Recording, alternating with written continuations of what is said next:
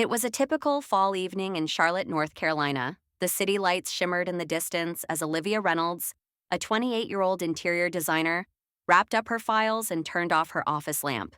She had no idea that tonight, what she thought would be a quiet evening, would change the course of her life.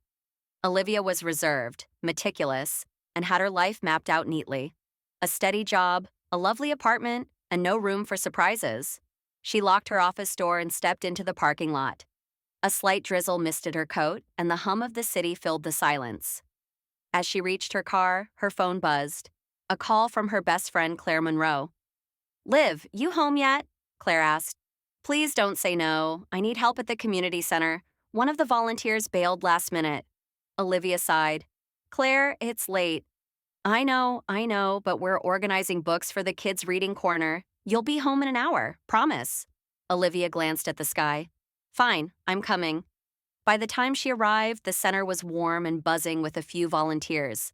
Kids' artwork lined the walls, and the smell of old books filled the air. As Olivia stepped inside, she heard a voice behind her. "You must be Olivia." She turned around to see a tall man, probably in his early 30s, with a kind smile and soft eyes. "I'm Daniel Carter, Claire's cousin." Olivia blinked. "Oh, right. I didn't know she had a cousin here."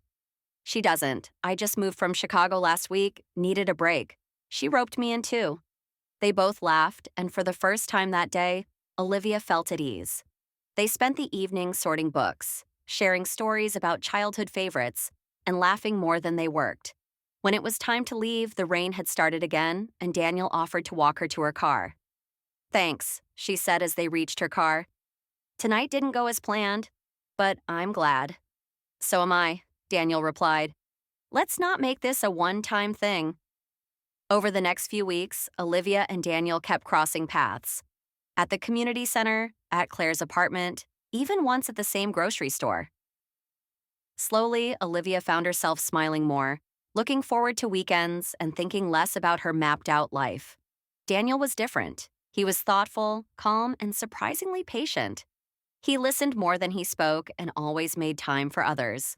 One crisp Sunday, Daniel invited her for a walk in Freedom Park. Leaves crunched under their shoes and kids flew kites in the distance. "I left Chicago after a rough breakup," he confessed. "I needed somewhere to breathe again. Charlotte's been that for me." Olivia nodded. "I think I've been living safely for too long. No risks, no unknowns?" He stopped walking and looked at her. "Then maybe we both needed this." "A reset?" She smiled. "Maybe this isn't just coincidence." That night, Olivia couldn't sleep. She stared at the ceiling, wondering how a single unplanned night had stirred something so deep within her. But life wasn't a straight line. 3 months in, Daniel was offered a job back in Chicago. His dream role at a nonprofit. Olivia was torn. Was this just a passing connection or something deeper? "I want to stay," Daniel told her, "but I also can't ignore this opportunity." "You should go," she said quietly. "You've worked so hard for this."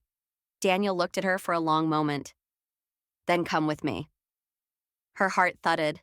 She thought about her apartment, her routines, the safety of her little world. And then she thought of Daniel, his kindness, his laughter, and the warmth she hadn't felt in years. "I'm scared," she admitted. "So am I. But maybe that's how we know it's worth it."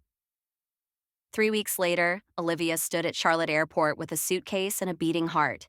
She had left behind the quiet nights and her mapped-out life, not because it was broken, but because she had outgrown it.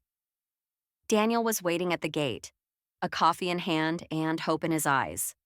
And as their flight soared above the clouds, Olivia finally understood what that night truly gave her. Not just a new beginning, but the courage to rewrite everything.